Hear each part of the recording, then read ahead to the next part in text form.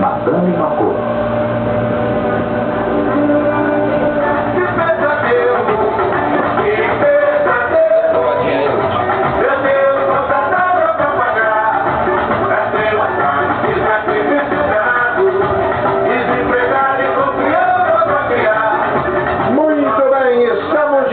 Aqui na Rádio Revolução FM, a rádio que é louca por você, com o nosso toque de bola deste sábado do dia 11. Muito bem, vamos falar de Bahia e Atlético Mineiro, que vai abrir a rodada aí do dia de amanhã, dia 12 de junho, dia dos namorados. Bahia e Atlético Mineiro, em Pituaçu às 16 horas. O Bahia compra a briga e Jobson joga contra o Atlético Mineiro. Cláusulas contratuais não vão impedir o atacante Jobson de enfrentar o Atlético Mineiro amanhã. O Bahia anunciou nesta quarta-feira que vai colocar o atacante em campo, independente do contrato de empréstimo do jogador que pertence ao Botafogo. De acordo com o tricolor baiano, o Galo só teria aceitado liberar Jobson caso ele não pudesse atuar na partida entre as duas equipes. Outra presença confirmada no estádio de Pituaçu será o meio-campo Ricardinho, que vai estrear com a camisa tricolor. O zagueiro Thiago retoma a posição depois de ficar de fora do confronto contra o Grêmio, devido ao contrato de empréstimo entre os dois clubes. O lateral direito, Giancarlo, recuperado de uma lesão, também deve voltar a campo. Já o volante Marconi é dúvida, porque sente dores na coxa. Dionis deve substituí-lo se necessário. Jobson atuou em todas as partidas do Bahia na Série B até agora e só recebeu elogios do treinador. Contra o Flamengo, no dia 29 de maio, o atacante marcou 2 gols em Pituaçu. Já contra o Grêmio, no último domingo, apesar da derrota, Jobson criou as principais chances do tricolor baiano. No mercado da bola, foi o time que mais contratou. Vamos lá, vamos à lista. Carlos Alberto, meio-campo que estava sem clube.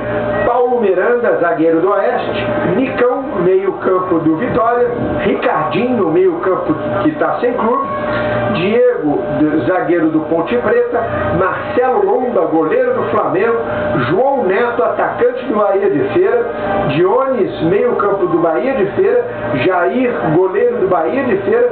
E Fael, meio-campo do Botafogo. Muito bem, Bahia de Feira aí se estruturando, todo mundo roubando o jogador do Bahia de Feira. Que lista aí do Bahia, hein? Muito bem. A lista de Schindler, porque sinceramente, se você for fazer um suco aí, vai sair muito pouco, entendeu? O Carlos Alberto é uma incógnita, Ricardinho é uma incógnita. Marcelo Lomba é um goleiro que foi mal no Flamengo, ao meu ver. O Marcelo Lomba não tem nada demais, né? Enfim, então é uma lista extremamente controvertida aí. Quem o Bahia realmente queria acabou não entrando nessa lista, que era o Moraes. Corinthians, Moraes ex-Vasco, atual Corinthians. O Corinthians acabou não liberando ele. O Moraes, que brilhou, né, no Bahia, esteve bem no Bahia na disputa da Série B, acabou não indo, né? Agora, olha, sinceramente aconselho o Bahia muita prudência antes de escalar o Jobson, porque tem que ver o seguinte, quem reza o contrato é a bula, amigo, tá lá. Se não há possibilidade, se há previsão, melhor dizendo, de que ele não possa ser escalado contra o Atlético, é melhor não fazê-lo, porque aí você vai impugnar o jogo, vai acontecer com o jogo. Vai dar problemas aí jurídicos aí à toa, né? Então vai acontecer o que aconteceu com o Vasco e Jefferson, que o Vasco acabou perdendo pontos por condição irregular de jogador, enfim. Então não sei se o Jobson também tem essa moral toda. É um bom jogador, né? Aliás, eu até comentava aqui, né? Acho que o Botafogo poderia. Tudo bem que o Jobson é uma granada ambulante, né, meu amigo? Então, mas poderia ter dado um pouquinho ainda de chance para um jogador com muitas qualidades. Mas o Botafogo deu chance. Agora, Bahia e Atlético Mineiro. Se aí o Atlético Mineiro aí risco aí, eu chutaria que seria um empate, né? Mas você vê, o Atlético veio do resultado assim que não se esperava também. É verdade, perder em casa. E o Atlético é carro-chefe, é locomotivo, ele não é vagão. Então se espera muito do Atlético. Então acho que vai ser um jogo assim, de fortes emoções aí também. Aliás, a rodada, né? Essa rodada, de uma forma geral, ela está com alguns jogos bastante expressivos. Realmente bastante expressivos. E a estreia do Ricardinho aí, né, rapaz? Eu tô curioso realmente para saber como é que a UPP Bahia vai se posicionar. Ricardinho, Souza, Fael também é um jogador que, enfim, nada a considerar, mas vamos ver como é que o Bahia vai se safar. O Bahia de Feira fez um grande campeonato baiano, né? Pode ser que desse acervo, desse arcabouço aí de jogadores contratados, tanto fez que foi campeão baiano, né? É verdade, pode ser que um ou outro rode aí. É verdade, então, não só o Bahia, como outras equipes estão tirando jogador do Bahia de Feira, né? A verdade é que jogador hoje em dia é caro, né? Então você tem que ir ali no cara que brilhou um pouquinho pra tu catar o boneco e ver se roda, né? Porque aí você ganha dinheiro. É assim, futebol hoje. É verdade. Muito bem, agora são 13 horas e 14 minutos, hora certa, Revolução FM, a rádio que é louca por você, com o apoio cultural da Churrascaria Estrela do Sul Norte Shopping, a melhor churrascaria da Zona Norte, a primeira churrascaria rodízio do Brasil. Muito bem, vamos falar do grande clássico que acontecerá amanhã, Internacional e Palmeiras. Vamos falar do Inter. Damião dribla a tristeza pela seleção e agora busca artilharia no Brasileiro. A tristeza pela ausência na Copa América há de ser passageira, pensa Leandro Damião. E o antídoto para ela está no Campeonato Brasileiro. O jogador do Inter pretende curar com gols a dor pela decepção da seleção. Ele estabeleceu uma meta, quer ser o goleador do principal campeonato do país. O jogador admite que ficou triste com a ausência na Copa América, mas garante que já deixou a decepção para trás. Leandro Damião se representou no Inter nessa última quarta-feira. Ele será titular contra o Palmeiras no domingo, amanhã. O Internacional fecha com o lateral direito Alilson, do Caxias. O Inter chegou a um acerto com o lateral direito, Alilson, de 22 anos, que estava no Caxias. Nessa última quinta-feira, o jogador irá ao Beira-Rio para realizar exames médicos. Sendo aprovado, será apresentado como atleta colorado para a disputa do Campeonato Brasileiro nessa próxima segunda. É um desejo antigo do Inter. O clube tenta, ou pelo menos estuda, a contratação de Alilson há 2 meses. Ele trabalhou como auxiliar de Falcão, Julinho Camargo, no Clube Serrano. Tem 1,82 m e nasceu em Três Corações, a cidade de Pelé, em Minas Gerais. O jogador será contratado pelo Inter para ser o reserva imediato de Ney. Ele também defendeu o Juventude e as categorias de base do Grêmio. No mercado da bola, Jô foi contratado, meio-campo do Cruzeiro do Sul. Siloé, atacante do Horizonte do Ceará. Gilberto, atacante do Santa Cruz. E agora o Alilson, lá que vem do Caxias. Muito bem, vamos falar do Palmeiras. No primeiro teste para pegar o Inter, Filipão lança Paulo Henrique no time. O técnico Luiz Felipe Scolari manteve a coerência do que vem fazendo nas últimas semanas no Palmeiras. Nessa última quarta-feira, ele iniciou o treino coletivo com boa parte dos titulares que bateram o Atlético Paranaense por 1-0 no sábado passado pela terceira rodada do Campeonato Brasileiro. De olho no duelo contra o Internacional, domingo, amanhã, no Beira-Rio, ele fez uma nova mudança. Testou Paulo Henrique na lateral direita na vaga de Cicinho. No segundo tempo do coletivo, o Filipão também fez mudanças semelhantes nos treinos da semana passada. No setor ofensivo, Lincoln e Wellington Paulista substituíram Patrick e Adriano, respectivamente. Na zaga, Chico recebeu nova chance na vaga de Danilo, que deixou o clube no fim de junho rumo ao Udinese da Itália. Cicinho voltou à equipe de cima e João Vitor substituiu Marcos Assunção, que passou a treinar cobranças de falta. Além dele, deles, Marcos foi poupado. A lateral esquerda, o lateral esquerdo Rivaldo, recuperado de lesão no tornozelo direito, atuou na equipe reserva da primeira parte do treino.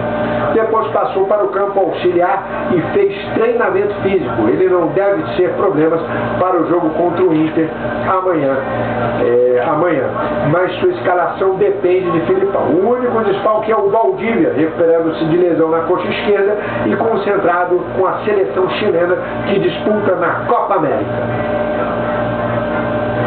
Escrito em jogo, Palmeiras não vence o Inter no Beira-Rio há 14 anos. O Palmeiras vai ao Beira-Rio não só para manter a boa fase do Campeonato Brasileiro, mas também para tentar quebrar uma escrita que já dura 14 anos. Desde 1977 o Verdão não vence o Internacional em Porto Alegre. O último confronto no Beira-Rio foi pelo Brasileirão no ano passado. Empate por 1-1 com gols de Juliano e Lincoln.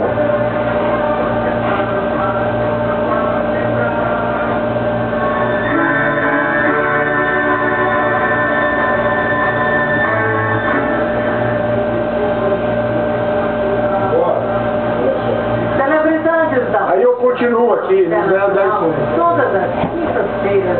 Agora, não, porque eu tenho que colocar um breakzinho para trocar o endereço. Então, ele aí volta falando do... Tá. Já anuncia ele.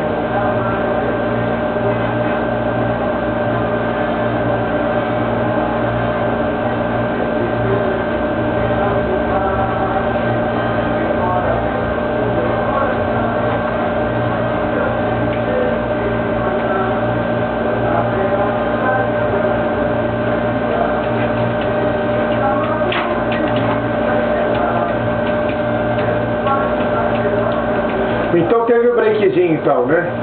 Fiz só a vinheta da rádio. Aí você agora volta. Entendi. Agora volta Com Inter e Palmeiras. com o Palmeiras ainda. Com o Palmeiras, com Inter e Palmeiras. Aí a gente vai falando.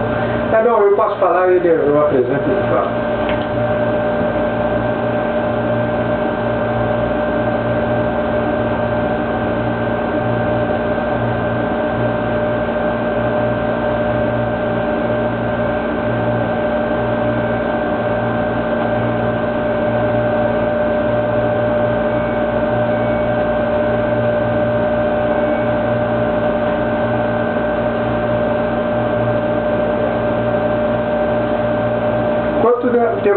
Temos de programa, hein?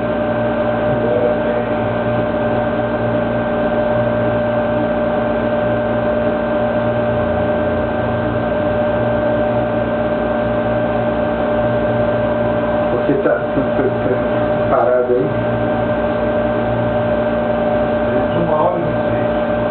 1h26? Mas é porque parou.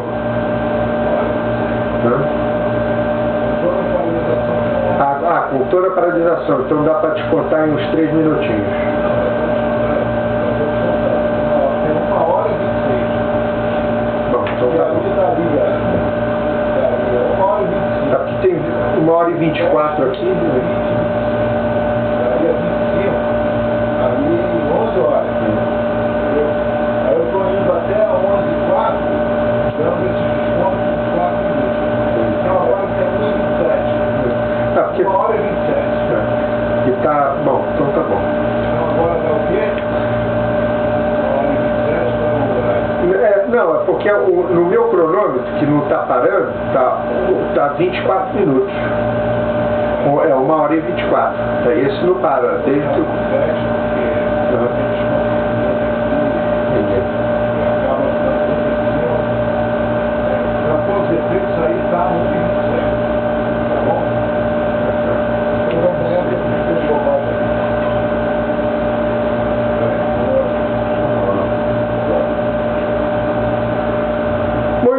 bem, vamos falar agora então de Internacional e Palmeiras, que vai ser um grande jogo aí, um grande clássico aí que promete, né? O Internacional que tem uma equipe aí, que eu acredito que um conjunto muito bom, apesar do Falcão não achar que é o técnico do próprio Internacional. E teremos aí Internacional e Palmeiras aí amanhã no Beira-Rio às 16 horas. Esse jogo promete, né, Maurício? Para meu primo Falcão deu umas declarações lá, nada simpáticas, né? Enfim, questionando o próprio time, a própria estrutura. Realmente você não estava com a cabeça, não. Agora, o Inter, cara, assim, sob algum aspecto, com alguma tristeza, né? Com a desconvocação, né? Ou a não convocação do Leandro Damião. Um nome que para mim era certo na disputa da Copa América, até porque é um rapaz jovem, um rapaz que está bem, né? Que vem fazendo gols, que vem se destacando no Inter. E acho que era uma boa chance dele de ganhar um nome, ganhar corpo na seleção brasileira. O Mano acabou não levando ele, optando pelo Fred, um jogador já mais para fim de carreira, um jogador que, enfim, nunca teve uma sequência muito positiva na seleção brasileira, coisas que realmente só a cabeça do ser humano pode explicar. E um jogo difícil, né? Palmeiras, com uma escrita aí, uma escrita de 14 anos, mas a escrita, cara, é muito bonito até a hora de cair. Depois que cai, não existe mais. É que nem regulamento de campeonato, meu irmão. Você joga com o regulamento debaixo do braço, vai lá, perde, o regulamento vai pro lixo. Então acho que é um jogo difícil por si só, por ter um Palmeiras que está brigando no topo da tabela, um Inter também fogoso, né? Enfim, que sempre chega bem, então é um jogo de alto grau de significatividade. Muito bem, agora não tem muito favorito, né? Internacional e Palmeiras, vamos ver a posição aí da tabela. É difícil, né? O Palmeiras lá em cima, né? O Inter um pouquinho mais abaixo, é um jogo difícil, né? Agora, eu acho que o fator casa para os grandes, assim, como Inter, tal, São Paulo. O Internacional está 10ª colocação. O Inter aqui abaixo. Mas o Palmeiras com 7, você vê.